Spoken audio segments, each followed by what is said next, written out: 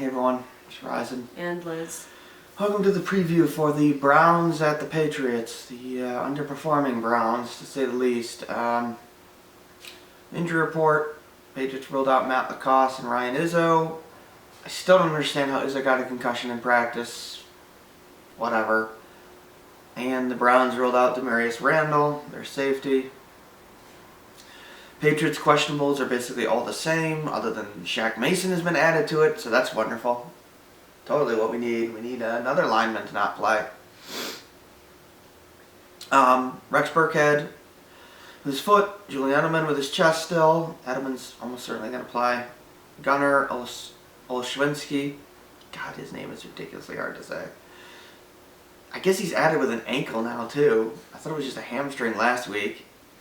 Whatever. I'm sure he'll play. He only punt returns anyway. Shaq Mason with his ankle.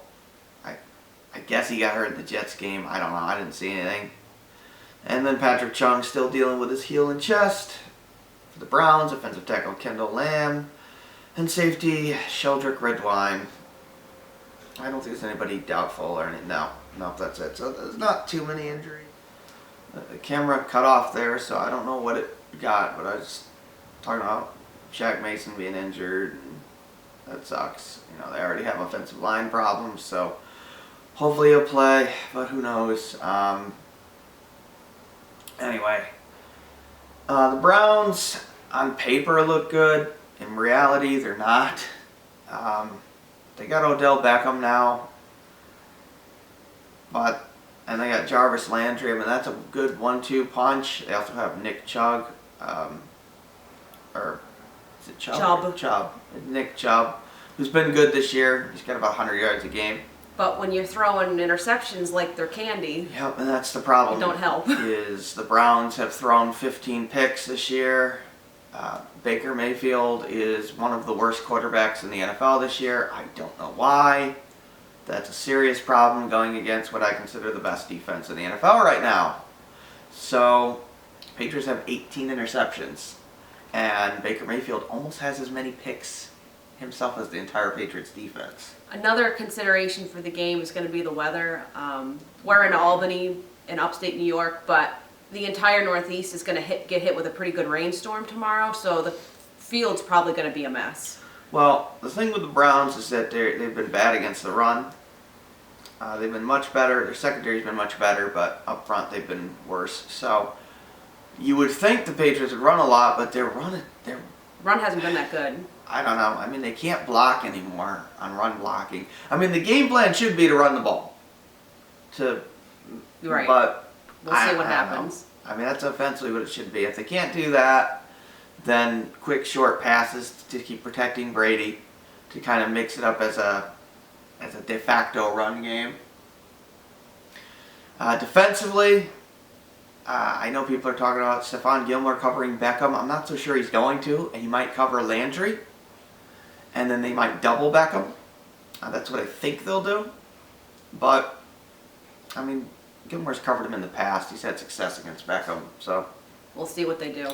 We'll see, and then they probably want to take away the Browns' run. They want Mayfield throwing the ball, and they're going to mix up pressure packages to confuse him, because he has been awful, and I think a lot of that is just terrible coaching from Kitchens there. So I just don't think the Browns are going to go into New England and be competitive. I don't either. I thought they hyped this game up way too much. I thought it was going to be a good game, and then they're like, what, 2-4? I mean, they've got a bad record. They always underperform. I don't know why. You can give them all the talent in the world, and the Browns find a way to suck, and it's just so bizarre. Or be mediocre. And this year they're not even mediocre. I found a random stat on Twitter today. Somebody posted that the only Browns coach that's beaten the Patriots is Bill Belichick. Yeah, I know. Back in like the 90s. Yep. Which is just ironic. But anyways, what do you think the score is going to be? Well, considering Jarvis Landry decided to run his mouth. 33-0? How'd that work out for Sam Darnold? And I know he tried to clarify it, but it's too late. It's already on the bulletin board. 30-0? I mean, when you're asked about your opponent, and just say, yeah, they're great, they're awesome, they got the best team ever. I mean, just don't give them any motivation. It's so stupid. Ask the Eagles how that worked out when against Dallas last, what they displayed. Yeah, so what do you think the score's going to be? 36 to, I'll give them 7. I think it's going to be a blowout. It could be another shutout. I mean, the defense is going to play to embarrass them again, I think. So besides that, the Patriots have made quite a few transactions this week, we'll call it. Yep. So first and most notably that nobody seems to understand is they put Josh Gordon on IR with the intent to release him in about 2 weeks. Yeah, I don't understand that either. The guy that busted his ass to get back on the field for you. I understand he put on weight and he's not in great shape. I understand he only has about a 53% catch rate, but I mean, being ruthless to him is pretty indefensible. It's weird too because they helped him in the off season when he was put on suspension. They helped him with his rehab and everything. So I'm not really sure That's what I don't get. Nobody really understands that move. I mean, the guy has an addiction problem, and then you're going to treat him like that, and it's just, and he had no idea. I mean, he showed up to practice, and then they put him on IR two hours later, and he's not that injured. Yeah, it's kind of weird. No, and now they're telling him they're going to release him, and that's just a crappy thing to do to somebody that in his situation. So let's talk about the other moves. So the big one is that they traded a second round pick to get Mohamed Sanu from the Falcons. Yep. It's essentially a second Julian Edelman. Him and Brady are already saying they've got the chemistry, they're playing together. Sanu was saying in an interview he gave that Brady offered him the number 12 and he politely declined. Yeah. Because Sanu's number in Atlanta was 12, which is funny. So there's that trade they made. Sanu is an excellent player. He's a great route runner. He's a good blocker on the outside. He's a move the chains kind of receiver. He fits their offense extremely well. He's a great leader. And I think it's a great move on both ends, really, because the Falcons couldn't keep him anyway with the cap. So the third move they got, and which is amazing, is they picked up Justin Bethel from the Ravens. Yep. Who's supposed to be an outstanding special teams player. Is.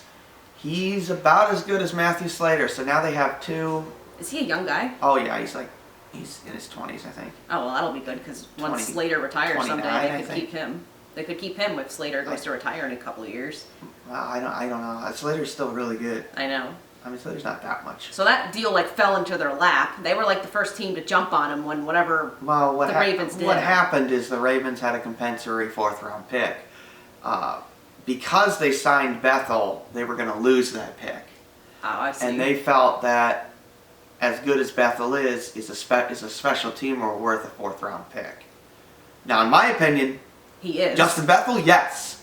But they didn't think so. So Patriots pounced on that deal immediately. Yeah, they gave him $4 million. So he just immediately. So was there another person?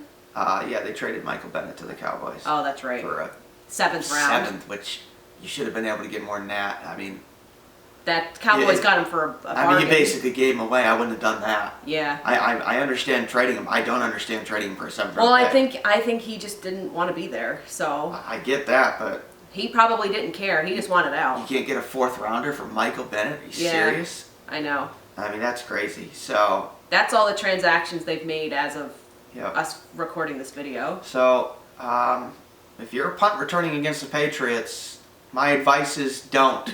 Yeah, give up. Because, no, this is going to cause turnovers. I mean, Bethel and Slater are both going to be standing right in front of the... I mean, they are excellent at downing punts and everything. Yeah, downing punts. Bethel's excellent at blocking field goals. I mean, he is a fantastic player.